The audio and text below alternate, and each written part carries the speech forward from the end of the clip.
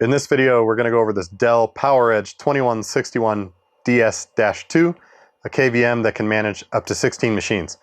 Now I know what you're thinking, a KVM video? Really? But this unit from 2007 has some tricks up its sleeve. For example, what you're seeing is it remotely managed this IBM on the desk over here on the local analog interface with some PS2 mouse and keyboard plugged in. We press Control twice and we get what is lovingly called the OSCAR interface, or on-screen configuration and activity reporting interface. But this thing has no less than 3 ways to interact with it. A serial terminal, the OSCAR interface I just showed you for local analog input, and of course what would have been the killer feature back in 2007, remote management with a web browser. The link between this KVM and physical machines happens over these SIPs, or server interface pods. Now these take, in my case, PS2 keyboard and mouse input and VGA and convert it over to an RJ45 cable. And now you might think this is just some sort of analog conversion taking place over to RJ45, but these things actually have some smarts and they run some firmware that this thing manages. I find myself hooking up a lot of very large, loud enterprise equipment in here and performing very long installs, OS installs on this bench.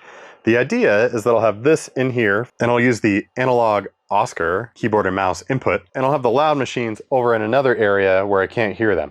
And I'll be able to run an RJ45 cable to get that done. So we're gonna dive into this thing, learn how to manage it over the serial port, over the web, and of course using it via the local analog OSCAR. We might even sneak in some mods. Let's get into it.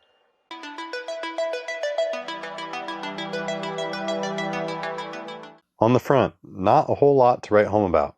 Dell and PowerEdge 2161 DS-2. No power button, no other indicators. We of course get a little more interesting on the back. AC power in, the power switch, the one and only power switch, 2 little 30mm fans, a NIC, I believe it is 10/100 1 gig. We'll see that in the interface. A serial port, we will also go over how to manage this over the serial port. And then over here, we've got PS2 mouse and keyboard in, along with VGA and 4 USB. The manual refers to this as the analog input. So that's what I was showing you earlier with that OSCAR interface, the local input that you would hook up a local keyboard, mouse, and monitor to. That's how I'm going to predominantly use this. This network port over here is for remote management. I'll also show you that, and I'll also show you why I'm probably not going to use it that way. And then of course, the 16 RJ45 ports to manage the 16 machines that this thing supports. Now you can plug in some sort of intermediary modules to manage even more machines from this thing, but I don't have one of those. Though when I saw it in the manual, I think I might have to hunt one down just for fun to play with it. I don't have near 16 machines to manage with this thing, more like 1 or 2. As I mentioned before, you'd have an SIP. Mine happen to be PS2 VGA versions. Plug in an RJ45, get that guy in one of your ports, and run this to a physical machine. Let's start using this thing. Got a serial port connected. It does not need a no modem. It's just at 9600 8N1. Pretty straightforward. Got it on the network, PS2 mouse and keyboard locally, and VGA locally. So we'll start with serial, move on to net management, and then we'll look at the local OSCAR interface. Here we are at the serial terminal. Let's power this thing on. It's booting up. First thing it does is this verifying subsystem flash versions, doing something to look at what firmware it's got, I guess. And then it's up. So just a few moments later, console ready, press any key, and you're presented with this Dell 2161 DS-2 console menu from 2008. Now, the only thing I did when I first got this is I went into network configuration and I gave it a dynamic address. It had a pre-configured static address when I got it. Done nothing else. So let's see, we can go back. You can do things like create a web certificate, factory restore, set the web interface ports, things like that. Obviously, you can't interact with the managed machines via this console. It's really just for administering the appliance itself. Not much else to say here. We can go into firmware management. So obviously, you could update the firmware over FTP or TFTP. Kind of interesting, but not very unexpected. Just for fun, let's look at the web interface ports and their default 80 and 443. So let's go back to that network section. and we can see it's at 192.168.156. Let's go have a look at that. Windows XP, of course, IE7. Head over there, and there we go, a Dell login. Now, I did some research online, and the default username for the web interface is admin, no password. That was the case with my machine. Didn't have to reset anything. And here we're in, so we can see some of the machines that used to be managed with it. CompuWare Robot is an interesting one. And so when you click a machine, it does everything over Java. It's a Java app basically to connect with these machines and be able to manage them. And of course, if I choose one that's no longer there, it tries to start Java and says channel access denied.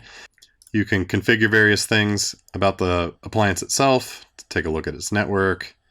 So in here, I could have switched to DHCP from the static address if I wanted. You can take a look at all the various firmware versions this thing has. So Oscar has a version. The application itself has a version. Nothing too special there. So now let's get a machine hooked up to this thing and actually start managing it. If you're particular about your cable management, look away now. I promise this will get better after I'm done demoing though.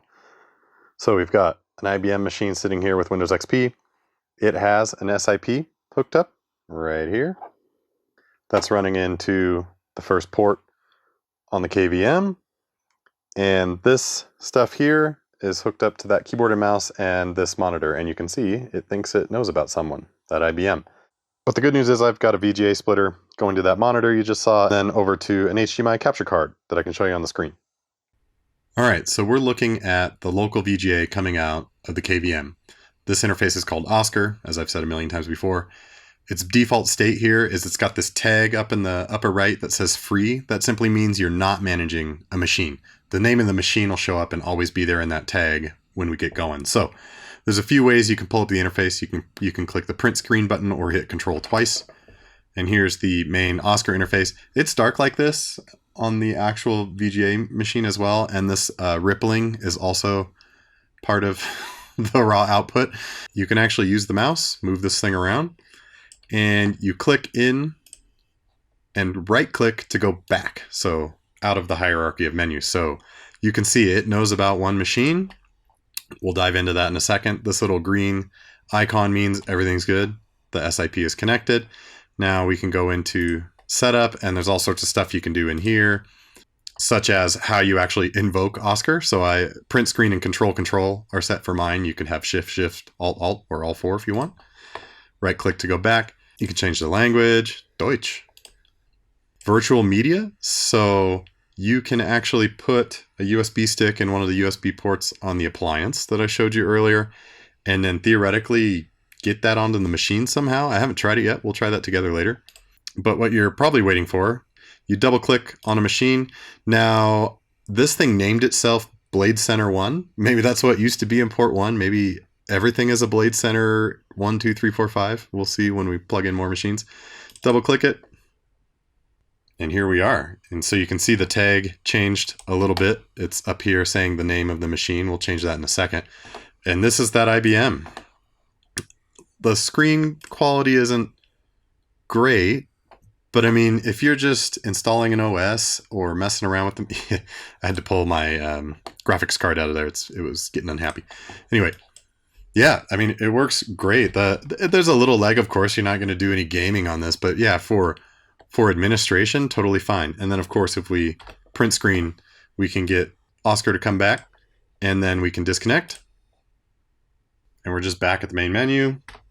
Close that out, and now the machine is sitting here. I think this is like fascinating. this UI and the serial connection and the remote management on the web. Really, really cool. So what we're going to do now is I'm going to show you remote management now that I have a machine hooked up via the web interface. Let's log back in over here. Again, just admin, no password. It's pretty snappy, actually.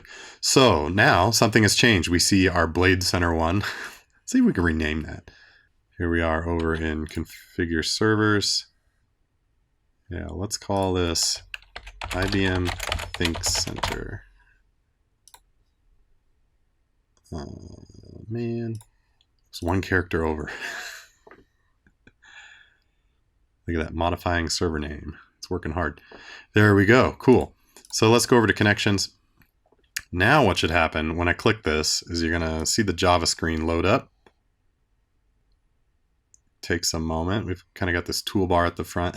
Yeah, so it's a little rough, but it does work. I mean, I can interact with the machine just as before. It's a little wonky because I'm in a VNC window in a web browser, and then this is inside a web browser, but probably a little better on an actual machine. But this is why I'm probably not going to use it this way. I'm going to have the actual physical machine in here, and I'm going to use the Oscar local interface to manage machines. I'll show you that setup by the end of the video. But this would have been the killer feature for this unit back in 2007. This means you could have some sort of private network tunneling or VPN or whatever, and you can be off-site managing your fleet, which is pretty cool. I don't need to worry about that, obviously, but this is like impressive, and it just works. I mean, I plugged this thing in, plugged in an SIP, fired up IE7, and bam, I was here. I didn't have to mess with this at all, which was really cool. And it's pretty fast. I mean, let's do it again. Incredible. So yeah, that is really cool. What happens if we manage it from itself? We're about to create a wormhole. Okay, so I'm on the local Oscar interface. On the machine I'm managing, I logged in to the web management. I think it's just going to make me switch users, but not available for viewing. Okay, would you like to preempt this user's session? That's pretty nice. What's going to happen though? All right, that was fun. I want to have this thing here in the bench with me, and I'm going to run the RJ45 cables to another room where the actual physical servers are. This thing's pretty loud. So when it's sitting here, these tiny little 30mm fans are humming along, and it's pretty annoying. So let's open this up and see what we can do. Mine just had these 4 tiny screws holding it together on the top. I think the rack mount gear actually holds the case in place even better, but I don't have that, and it was taken away when this thing was decommissioned. So the deal is, it's pretty simple. It just hangs up like that, and there's some little hinges. Let's get in here. Now I just had this on for about 20 minutes. This gets pretty warm, fairly warm. These are ice cold, nothing going on over here. And this is super interesting. Look how much of this board is unpopulated. Yeah, so clearly they were sharing this main board with bigger units, maybe something that could have hosted 24 machines or whatever. This is just a 16 machine unit. I mean, half the board at least is unpopulated. That's kind of interesting. Turning our attention over here, we're very dusty, so we'll have to do something about that. Well, that thing looks familiar. This is a broken one. Probably not very broken. I have a previous video where I pulled this out of a VGA to composite Extron converter and replaced it with a Pico PSU. I have not dove into like what's going on with this thing, but obviously these are pretty much the same power supply, same manufacturer anyway. That machine didn't even have fans, that other one. So that's funny. These are very nice power supplies. Ironically, the other one I have is broken, but I think that's very rare. You can just look at these things and you know they're very well built. So I'm going to leave this in, though this, would be a good candidate for a Pico PSU swap. That would obviously generate a lot less heat, but this one works. I'm just going to leave it. And I know for sure a similar unit can run without fans at all. Swinging you around to the other side here. These little 30mm jobs are our culprit. The bearings are fine. It's just that a fan that small is going to make tons of noise. There's no way around it. And I'm not convinced that I need 2 of them. So I'm going to do the right thing and Noctua mod my 16-year-old Enterprise KVM. Got all the dust out of there with this, my Radio Shack dust remover spray. I think I bought this like 8 years ago and it's almost out, which is very depressing. We have a problem. The smallest fan Noctua makes is 40mm. I'm guessing because that's the smallest fan you can make that is a reasonable volume. So let's get this thing out of the box. Now I think the existing fans are something like 30mm, but this thing will fit. The case will close with this on there. And like I was saying, I don't think I need 2 fans, and this is probably a better fan than these anyway. So I have a plan.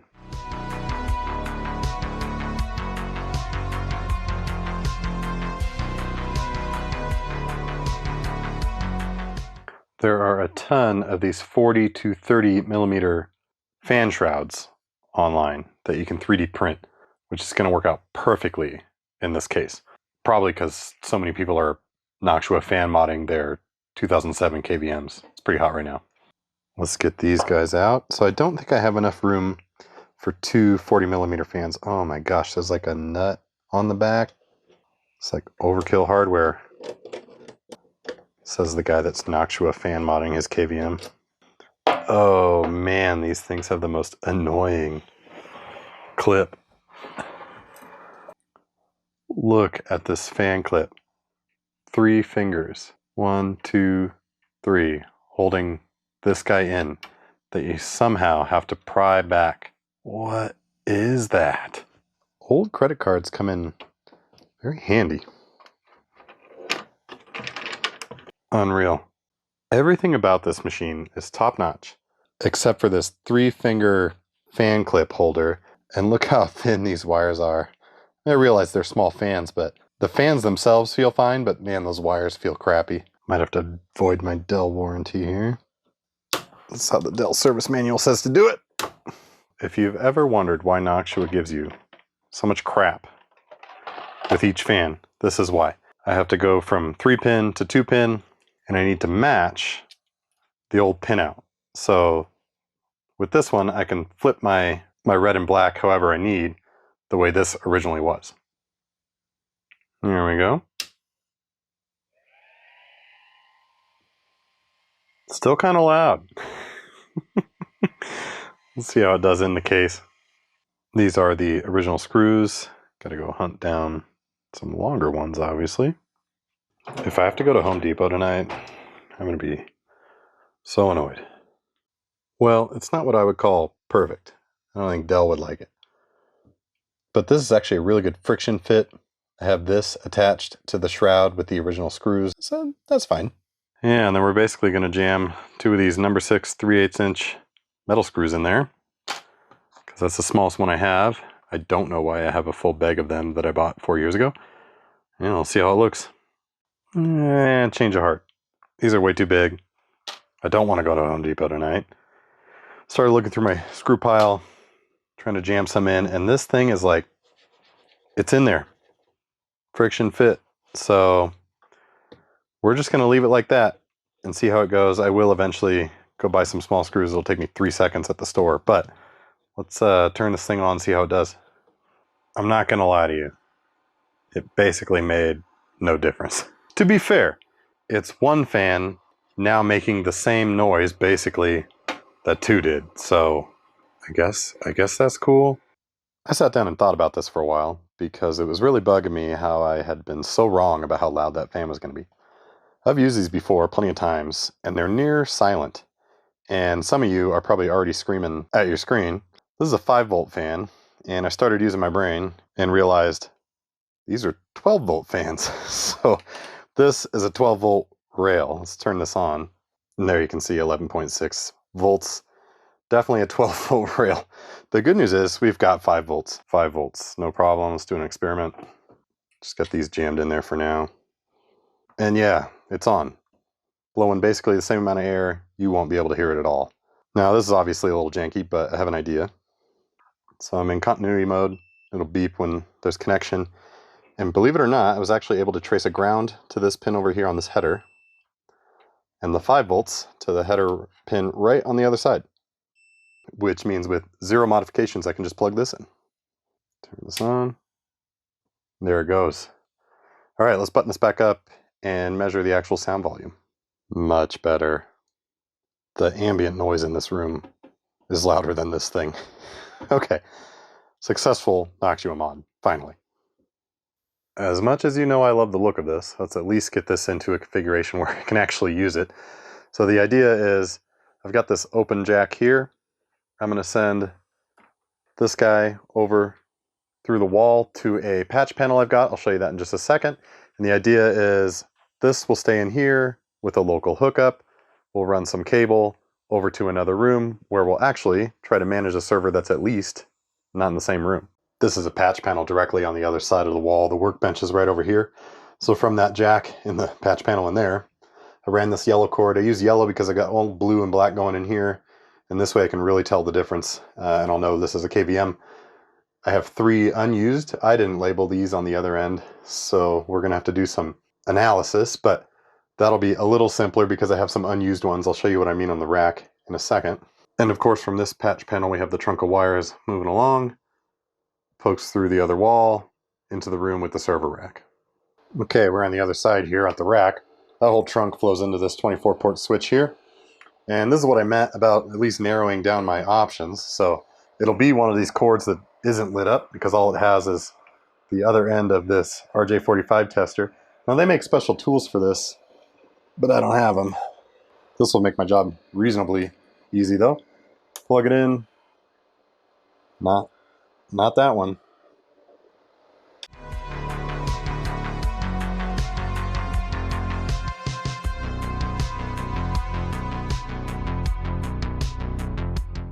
So this is our guy, which means we can plug one of these SIP modules into it and connect up with the KVM. We're going to try managing this Dell PowerEdge R720. Now it's new enough to not have PS2 inputs, and the 3 SIPs I have all are PS2 based. I do have a USB one on the way, which hopefully will be here by the end of the video. But I have one of these PS2 to USB converters, and I see no reason that wouldn't work. In fact, one of the SIPs that I bought came with one attached, so I suspect that's going to be fine. Now this Dell already has full-blown remote management with its iDRAC, the integrated Dell remote access controller. But occasionally I find myself hooking up a monitor and a keyboard in here anyway, so this might be a nice test. All right, got that all hooked up with the adapter flowing into the wire we found. Don't mind the mess. I had mentioned before that these SIP modules are actually running some firmware, and when I plugged this one in for the first time that I've been demoing, it actually went through an auto update process. This thing is set to auto update them. So I'm going to try to capture that for you. Here's our Dell R720 going back to the rack. Let's plug this in and see what happens. Found it right away. That yellow dot means it's updating. So here it is with that yellow dot, which means, according to the manual, that the firmware is updating. This one's called FC Media 1. So my best guess is that the SIPs actually hold the name. Let me know if you know. Have you used these before? So if we go into commands, we can go to display versions and look at the SIP versions. And you can see if we go look at a particular one, it keeps track of all the versions and everything that it has. So on the other one, this took, I don't know, 4 or 5 minutes. So I'll be back when that turns green. Yeah, it took like 5 minutes. So if you're following along at home, don't panic. Let's name this thing before we give it a shot. All right. It's funny, it happens instantly here in the remote management. It took a while. So let's double click. I haven't tried this yet.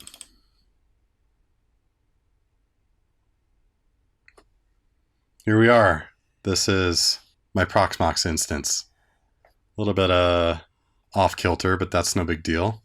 Keyboard works. I can't complain about this. Very, very nice. Makes me think I want to buy more SIPs. And then, of course, you can bring up the on-screen display and switch back and forth. There you go. Piece of cake. Awesome. Very, very awesome. I'm getting excited. Let's run another cable.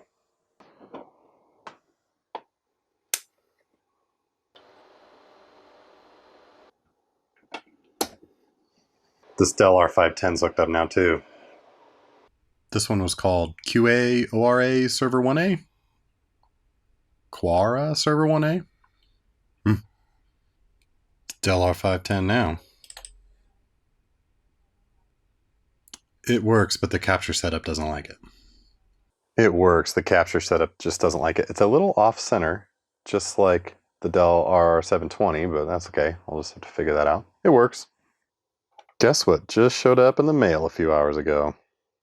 A USB type SIP instead of the PS2 connections.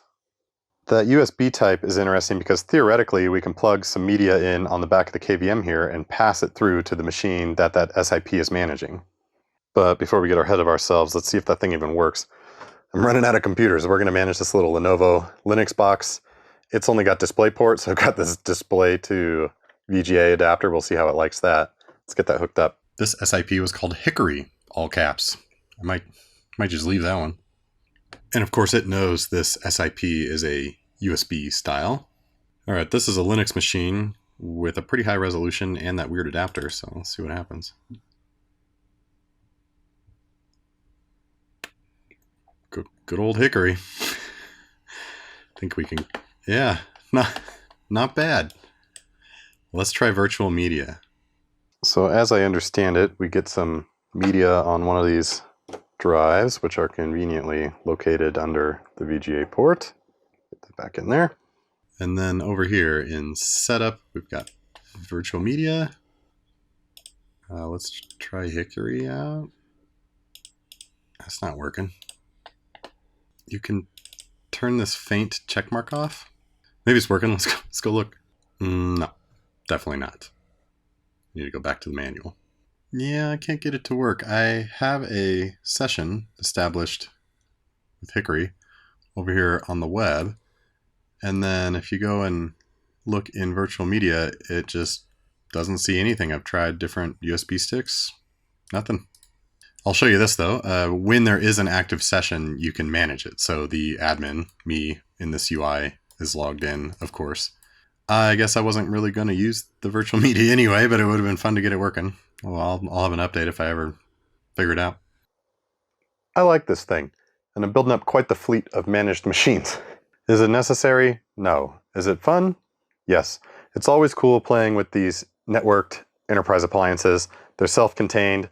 I love how it has the serial connection, the web interface, and of course the local one. I think I'm going to be putting this to good use, especially when I'm able to install OSs on big loud machines in the other room, and I can hear myself think in here. Bummer I couldn't get the virtual media working. I suspect I'm just doing something wrong in terms of what I'm plugging in or how it's formatted. So yeah, I'll let you know if I figure that out, or let me know if you have experience with these things and you know what I'm doing wrong. If you haven't already, please consider subscribing to the channel. I've got more content coming, and I'm sure we'll be seeing this guy in the future. But until the next one, thanks for watching.